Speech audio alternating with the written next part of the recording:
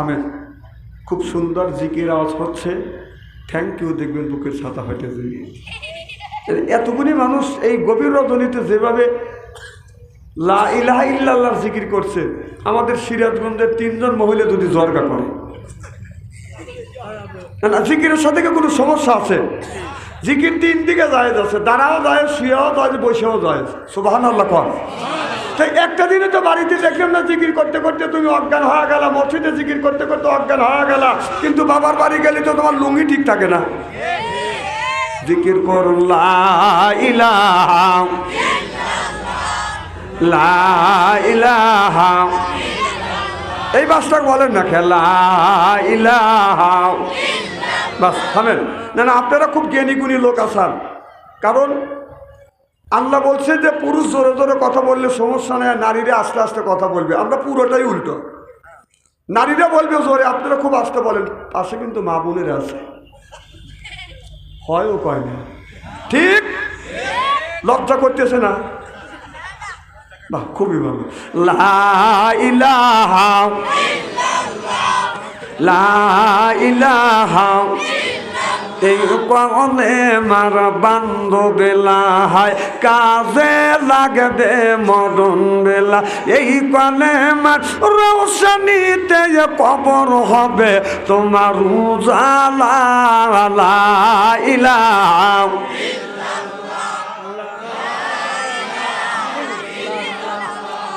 রাবণ বলে ও গো বিবি, আসিয়া বলে ও গো স্বামী, আমি তোমার অর্ধঙ্গিনী, তোমার আমার সৃষ্টি কর্তা গাতার কেনে মানো না। লা ইলাহা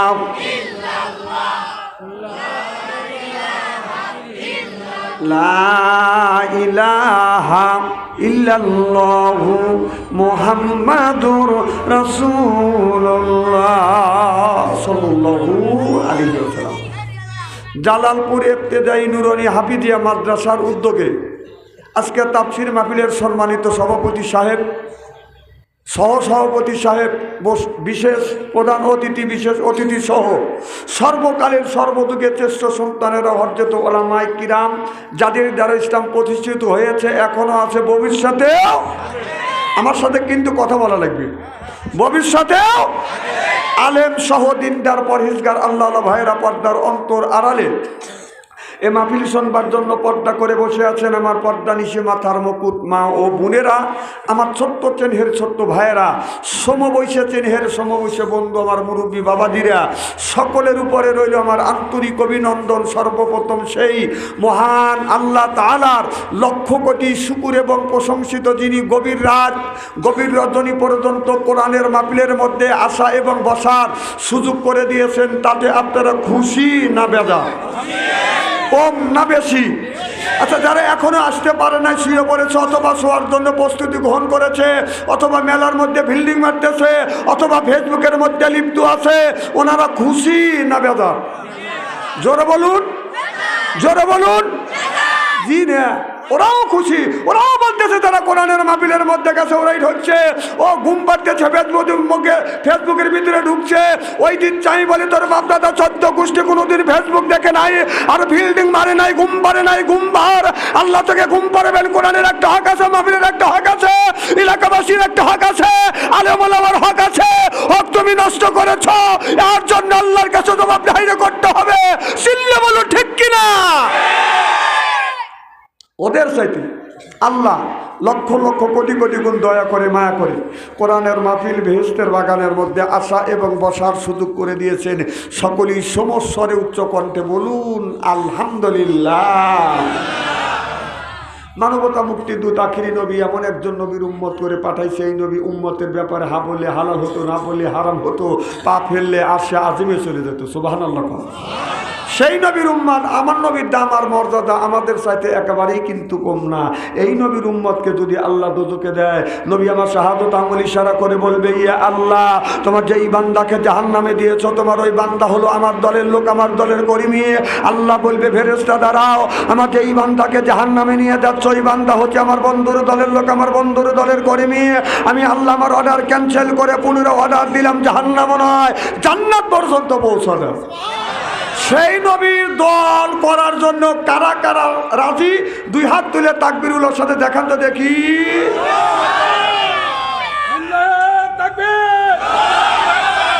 আল্লাহু আকবার।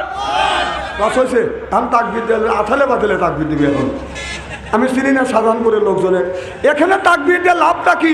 বউ যখন রমজান মাসে মার্কেটে দেবে তখন তাকবীর দিবে, বউ আমার মার্কেটে চলো, পাবলিক সবাই ছায়া দেখো। তাকবীর তো ওই জায়গায় দিতে হবে, এখানে তাকবীর দিবে কে?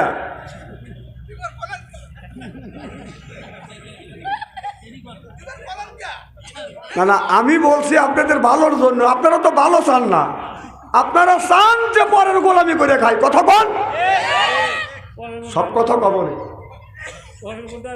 হ্যাঁ হ্যাঁ, দুনিয়ায় যতগুলি নেতা আছে প্রত্যেকটা নেতার কর্মীরা নেতাকে জানাই ওয়েলকাম, স্বাগতম, শুভেচ্ছা। আমরা বাংলার জমিন থেকে নবীর প্রতি জানাতে চাই লক্ষ কোটি দরুদ ও সালাম। সকলেই পড়ুন সাল্লাল্লাহু আলাইহি ওয়াসাল্লাম। সর্বপ্রথম জানতে চাই আমার ভাইয়ের, আপনারা সকলে ভালো আছেন? আল্লাহ আপনাদের দোয়ায় আমাকে সুস্থভাবে সহিভাবে আপনাদের সামনে উপস্থিত করেছেন। তবে আপনাদের পবিত্র জবান থেকে এ গুণগান বাদশাহ আনসারীর জন্য খাস করে দোয়া করুন। অল্প সময় হলেও যেন কোরআন হাদিস থেকে দু চারটি কথা আল্লাহ যেন বলার সুযোগ করে দেন। সকলে কোন আমিন। আর একটিবার বলুন, একটু জোরে বলুন। আমি আপনাদের কাছ থেকে দোয়া চেয়ে নিয়ে আপনাদের সার্বিক আর মঙ্গল কামনা করে আলোচনা শুরু করছি ইনশাআল্লাহ। আল্লাহ নবী দুনিয়ার বুকে এসে তিনটে জিনিস ভালোবেসেছেন। এক নাম্বার ভালোবেসেছেন খুশবুকে, আতরকে, দুই নাম্বার মাজাতি, তিন নাম্বার নামাজ। সুবহানাল্লাহ, একটু জোরে কর। তাহলে রসুল সর্বপ্রথম ভালোবাসতেন খুশবুকে, আতরকে, দুই নাম্বার মাজাতি। সুবহানাল্লাহ কন। তিন নাম্বার নামাজ। আচ্ছা বলেন তো, আতর কোন জায়গায় লাগানো লাগে? না, আমি জানি যে আপনি এই কথাই উত্তর দিবেন, যে আপনারা যেই সমস্ত আতর লাগানোর কথা বলতেছেন, কোরআন শরীফ ছুঁয়ে বলতেছি, আল্লাহ রসুল এই সমস্ত থেকে আতর লাগানোর কথা বলেন নাই। রসুল বলেছে, মান আহাব্বা সুন্নতি ফাকাদ আহাব্বানি আমান আহাব্বানি কাআনা মাইরি ফিল জান্নাহ। রসুল বলেছে, আমার একটা সুন্নতকে কেউ যদি গিরিপ করে ধরে, সে যেন আমি নবী আমার সাথে একই জান্নাতে অবস্থান করবে। সুবহানাল্লাহ কর। অন্য হাদিস শরীফের মধ্যে আসছে, রসুলের একটা সুন্নতকে কেউ যদি জিন্দা করে 100 গলা কাটা শহীদের সওয়াব আল্লাহ মোল্লা লিখে দেন। আপনাদের সুবহানাল্লাহর ভাব দেখে মনে হচ্ছে যে আপনারা এই যে 24 সালে আপনারা মানে রক্ত দিচ্ছেন, শরীরে রক্ত নাই।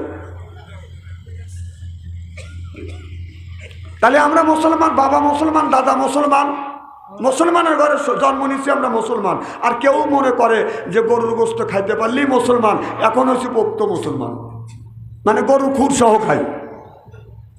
কোরবানির ঈদ গেলে বাড়ির বাদ হাঁটা যায় না, খালি ফাটাস ফাটাস আওয়াজ। যদি জিজ্ঞেস করা যায়, বাবা কিসের আওয়াজ? হুজুর খুর বাইরে ছেড়াচ্ছে। খা, খুর খা। কারণ ইসলাম সম্পর্কে আমাদের ধারণা নাই। জামাই গেছে শ্বশুর বাড়ি, শাশুড়ি জামাই দেখে বলতেছে, আব্বা, বাজান, বাপ। জামাই উত্তর নিচ্ছে, জি আম্মা, জি আম্মা। মাক ডাকে এ মা, আব্বাক ডাকে ও আব্বা, কথা কয় না। আর শাশুড়ি ডাক দেয়, আম্মা জান। আসলে কি জান? আব্বা জান। আসলে কি জান? যেই জায়গা যান ওই জায়গা নাই প্রাণ, আর যেই জায়গা নাই পান সেই জায়গা রাখে যান। জোরে কন। মা বাবার পায়ে হাত থেকে চুমো খেলে কেসমত খুলে দেয়। সুবহানাল্লাহ, একটু জোরে কন। তাম পৃথিবীর শ্বশুর শাশুড়িকে এক জায়গায় রেখে দোয়া করবে, আর আপনার মা অথবা আপনার বাবা দাঁড়াইয়া বলবে, আল্লাহ তুই আমার সন্তানকে দেখিস। কথা বলার সাথে সাথে বলতে দেরি, আল্লাহর আরশে আজিমে পৌঁছিতে দেরি না। সুবহানাল্লাহ, জোরে হলো না? না না, এখন কথা দেখবে, শ্বশুর মারা গেলে কাঁদবেন।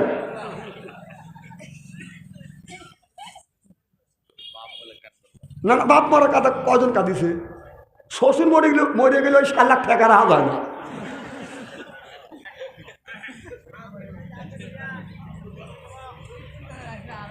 এখন ওই জামাই বলতেছে, বাবা দেশে পাট কামলা পাওয়া যাচ্ছে না, তোমার শ্বশুরের অসুখ, পুকুরের পাট পচে যাচ্ছে, যদি তুলে দিতে বেটা আব্বাস কাজ করতে। জামাই আব্বা ডাক শুনিয়ে কাঁচা দিয়ে লম্ফ দিয়ে পুকুরে নামে পচা পাট খালি ডুব পরে পরে তুলে দিচ্ছি। শাশুড়ি মনে মনে কয় এক পামে কাজ হয়ে গেছে। তবে আপনি তো জালালপুরের ছেলেরা খুব ভালো, মা বাবার কথা শোনে না, শ্বশুর শাশুড়ির কথা শুনলে গেলে পাগল হয়। যখন যখন পাট তুলছে, পাট তুললে গাছে গন্ধ বের হয় না বাপ, কথা কয় না রে। এত রেতে তুলিয়ে যদি চুপ করে থাকেন তাহলে কথা বলবো কি?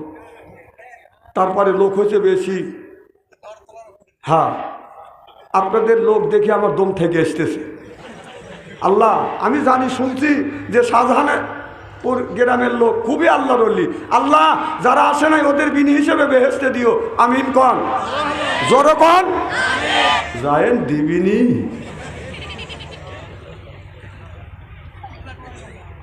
এখন এক শিশে আতর দিছে যে আতর গায়ে হাত পা নিলে গন্ধ দূর হওয়া যাবে।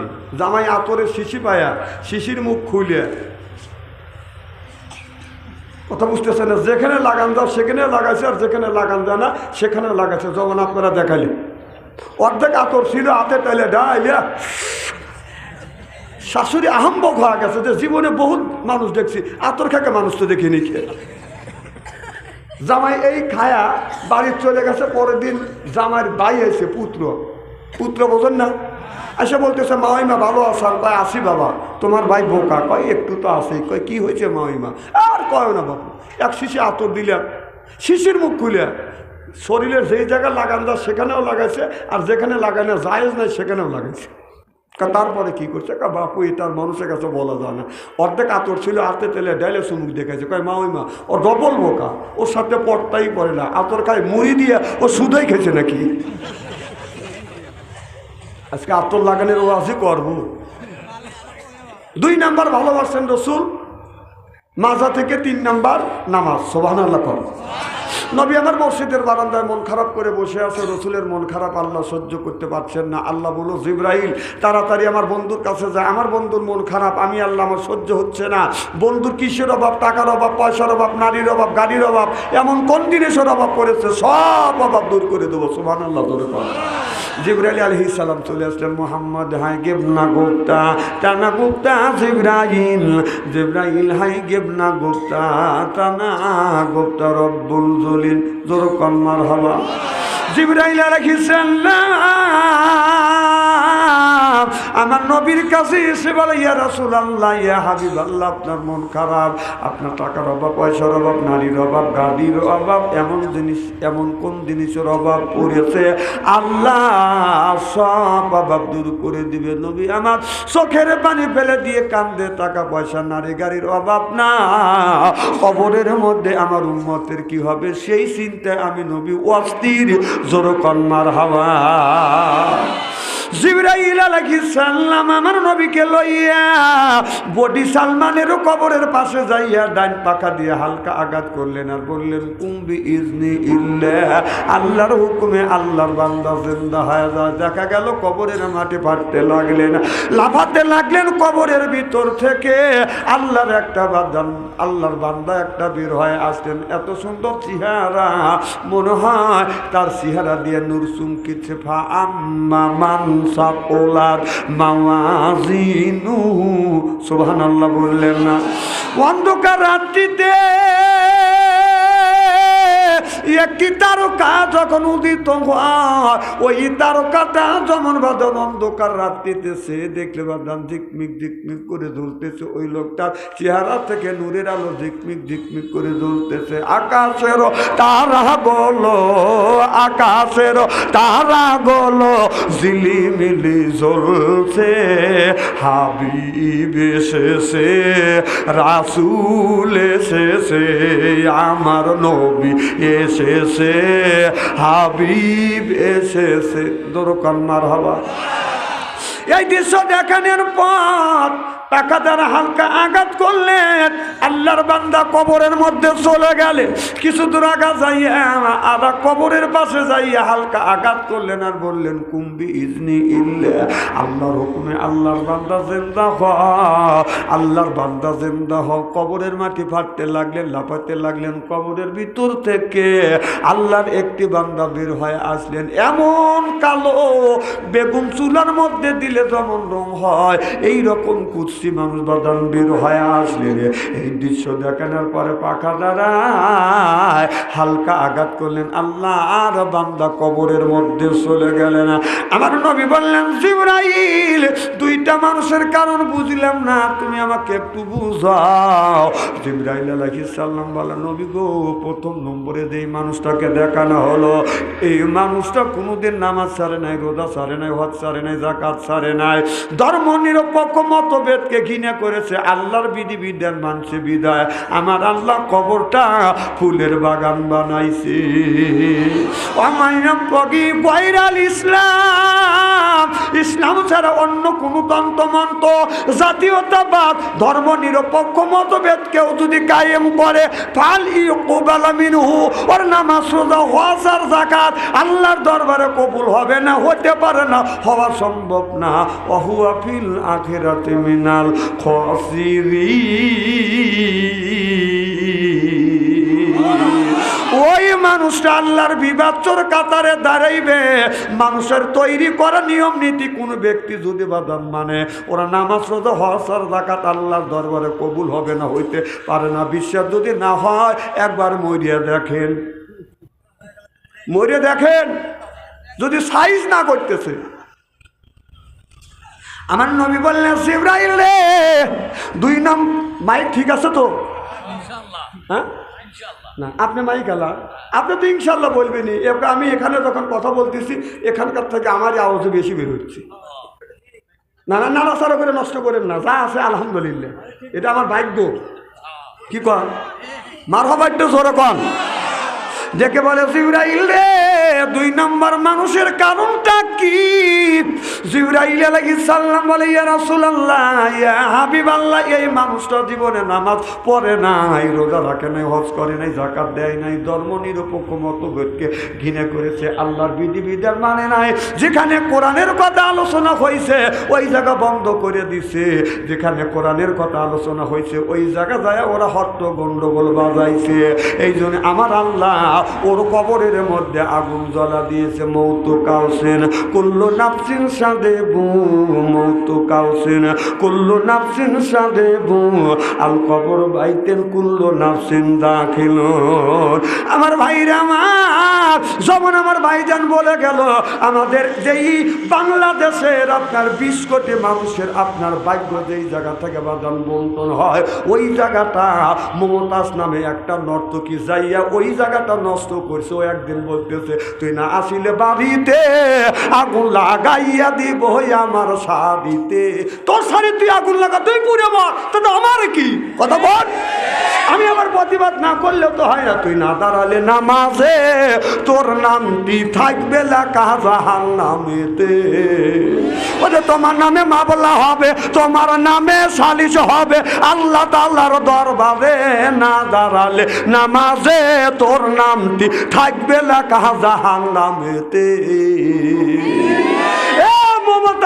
তুই কোথায় আর আমরা কোথায়? আজকে আমাদেরকে 16টা বছর কোরআনের কথা সঠিকভাবে বলতে দেও নাই। উঠতে পারি বলতে আমি লীগের সভাপতি, আমি তোমাদের আমাদের এই কোরআনের আয়াত যদি নেতার যদি বিপক্ষে যায়, নেত্রীর যদি বিপক্ষে যায়, ঠ্যাং কালে হাতে ঝুলাবো। তখন তুমি ঠ্যাং কেটে হাতে ঝুলাতে চাইছে, আজকে তুমি কোথায়? দেশটা দেউলিয়া বা নাইছে সাবেক প্রধানমন্ত্রী, দেশটা দেউলিয়া বা নাইছে সাবেক প্রধানমন্ত্রী। সোনার দেশটা শোষণ করলো, সোনার দেশটা শোষণ করলো, লুইটা পুইটা খাইয়া রে প্রধানমন্ত্রী। কোথায় রইলেন কামরুল ইসলাম, কোথায় কাদের কাকা? ওই গেল সে ওই মহিলার স্যাটাং স্যাটাং কথা। ও কোথায় রইলেন কামরুল ইসলাম, কোথায় কাদের কাকা, কই গেল সে ওই মহিলার স্যাটাং স্যাটাং কথা। ওই যে দলের মানুষকে ভাসাইয়া, দলের মানুষ ভাসাইয়া দিল্লি করলে বাসারে প্রধানমন্ত্রী। 41 সাল পর্যন্ত ক্ষমতায় থাকিবে, মনে হলো বাবার দেশ। কতক্ষণ? 41 সাল পর্যন্ত ক্ষমতায় থাকিবে, নমরুদের মতো দেশটা শাসন করিলে। ছাত্রদের এই রক্ত নিয়ে কেমন খেলা খেললে রে প্রধানমন্ত্রী, দেশটা দেউলিয়া বানাইছে সাবেক প্রধানমন্ত্রী। চিল্লা বলুন ঠিক কিনে? আল্লাহ বলেছে ওয়াজা আল্লাহ লিল মুত্তাকিনা ইমামা, কথাকার। আল্লাহ বললে ওয়াজা আল্লাহ আয় আল্লাহ লিল মুত্তাকিনা ইমামা, একটা নেককার পরহেজগার ইমাম বানা। সেইটা হলো আপনার ওয়ার্ডের একজন মেম্বার, সেটা হলো একটা ইমাম। একটা ইমাম বানাবো ইউনিয়নের ইমাম, সেইটা হলো চেয়ারম্যান। একটা ইমাম বানাবো, সেই ইমামটা হলো বাদান আপনার উপজেলার ইমাম, সেটা হলো বাদান এমপি। একটা ইমাম বানাবো, সেই ইমাম হলো রাষ্ট্রীয় সরকারি ইমাম, পার্লামেন্টের সেই হলো প্রধানমন্ত্রী। সেই আমাদের মন মতো মেম্বার সাজাতে দেওয়া নাই, চেয়ারম্যান সাজাতে দেওয়া নাই, এমপি সাজাতে দেওয়া নাই। তুই তো মানুষের বাচ্চাই না। আওয়ামী লীগের বাচ্চারা এখনো আছে, যখন এখন বই পাইতেছে, এখনো শাস্তালে বসে মা মা, তোর মা এখন আসছে। হ্যাঁ, আর দাঁড়ান বলতে দেন না না, যে মার লেগে শাস্তালে বসে বসে মা মা করে কাঁদো, তোর মা করলোটা কি? হ্যাঁ, তোর মাকে খুশি করবার জন্য, তোর মাকে ক্ষমতা রাখার জন্য আলেম ওলামাদেরকে কথা বলতে দিস নেই, কোরআনের কথা সঠিকভাবে বলতে দিস নেই। হক্কানি আলেমদেরকে জেলের মধ্যে ঢুকাইয়া ফাঁসি দিয়ে দুনিয়ার থেকে বিদায় করে দিয়েছিস তোর মাকে খুশি করবার জন্য। চিল্লে বলো ঠিক কিনা? নাই ভালো ভাই নেই ভাই।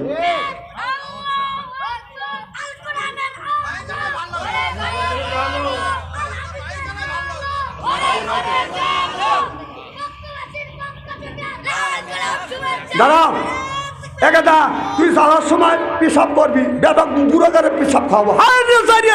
বুড়োরা এই সাবাল মাল তাকবি দেয়, আর বুড়োরা লক করে রয়েছে।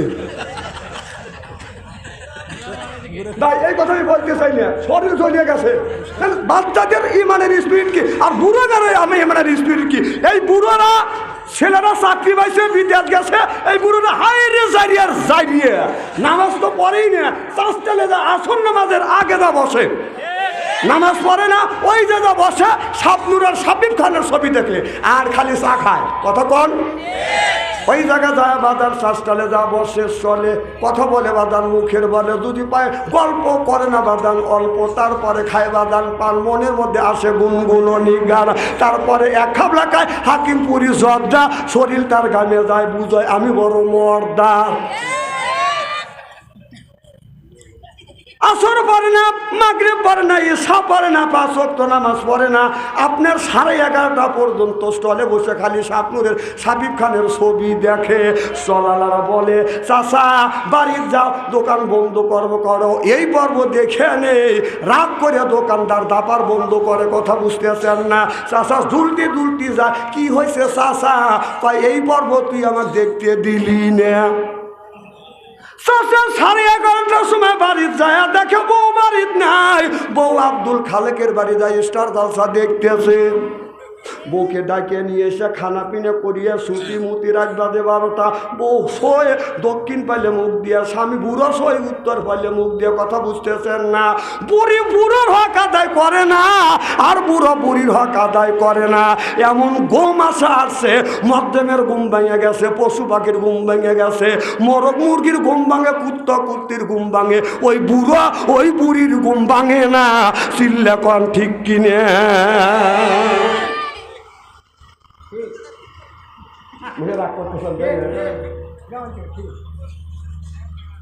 এইরকম বুড়ো আছে না নাই? না আমি জানি নাই এই এলাকা খালি আল্লাহর ওলি মানুষ, আর যদি ওর যদি গুণাগার মানুষ থাকতো আজকে কোরআনের মাহফিলে আসতো। আল্লাহ এদের বিনি হিসেবে বেহেশতে দিবে, আমিন কম। হ্যাঁ যাই দিবিনি, এতই সস্তা ভাই। আমি চ্যাংরা মানুষ চিল্লে, বুড়ো মানুষ চিল্লে নি দেই, তখন আওয়াজ একবারই কমে যায়। না না বলেন বাড়ি আরো লস হবে।